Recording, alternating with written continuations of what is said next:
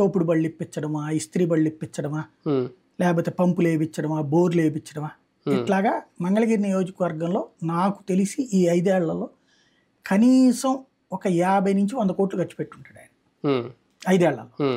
రెగ్యులర్గా టచ్లో ఉంటా ఉన్నాడు అక్కడ. కాబట్టి అక్కడ లోకేష్కి ఒక పాజిటివ్ ఉంటుంది. రెండవది ఏమైందంటే ఆళ్ల రామకృష్ణారెడ్డిని పక్కన పెట్టడం, అతను పని చేస్తున్నాడు కానీ మనస్ఫూర్తిగా చేస్తున్నాడు అనేది డౌట్ నాకు. నెంబర్ 2 వచ్చేటప్పటికి ఫస్ట్ గంజి చిరంజీవిని ప్రకటించి మళ్ళీ అది మార్చడం, అతను ప్రేమగా పనిచేస్తున్నాడు అంటే డౌటే. ఈ అమ్మాయి కొత్త అమ్మాయి కావడం, మురుగుడు హనుమంతరావు గారి మీద ఉన్నటువంటి ఒక నెగిటివ్ ఏంటంటే ఆయన ఇలా మాంగారి మీద ఉన్నటువంటి నెగిటివ్, వెళ్తే టీ కూడా ఇవ్వడం అనేటువంటిది, ఇట్లాంటివి కొన్ని ఉన్నాయి మైనస్. కాబట్టి ఆ సిచ్యుయేషన్ లో ఎంతవరకు పాజిటివ్ ఉంటుందనేది చెప్పలేము. అంటే మంగళగిరి విషయంలో ఈసారి ఏమన్నా రాంగ్ డెసిషన్ తీసుకున్నారు అనే పరిస్థితి వినాల్సి వస్తుందా?